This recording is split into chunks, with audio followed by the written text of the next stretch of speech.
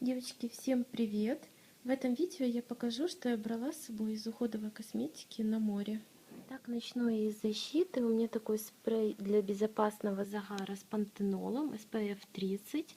Я уже загоревшая, так что мне сильно очень SPF защита не нужна, но это очень хороший спрейчик. Я уже загорала и не сгорела.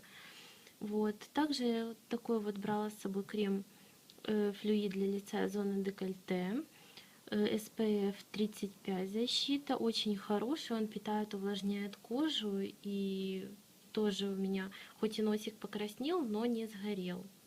Так, дальше я вот брала такой наборчик, здесь идет и маска, и спрей для волос, и бальзам, и шампунь. Вот бальзамчик и шампунь.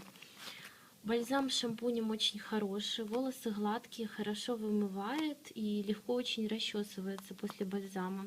Масочку еще не пробовала, но попробую, потом скажу вам отзывы. Спрей тоже очень хороший, но он, мне кажется, немного жирнит. Он хоть и увлажняет, но жирнит волосы. Также у меня тут есть пробнички от Эльсев, но я еще их не успела тоже попробовать, так как на море только несколько дней.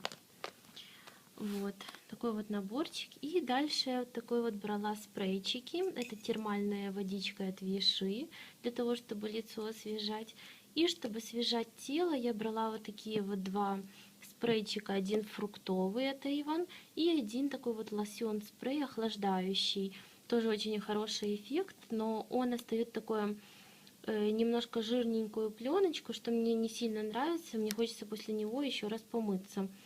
Вот, ну вот этот вот фруктовый, это Иван, мне очень нравится, он такой сладенький-сладенький, очень приятно пахнет. И также брала умывалочку, я перелила в такой вот флакончик, это у меня гель такой вот для умывания от компании МВ, его перелила в лосьончик, в коробочку из-под лосьончика для лица, и тоже перелила молочко для снятия макияжа с глаз. Вот такой вот футлярчик, это с прошлого раза у меня остался, из отеля я с собой брала. И вот такое вот молочко, умываюсь я вот таким вот мочалочкой вот такой вот, и макияж с глаз я снимаю вот такими вот спонжиками, ватными дисками.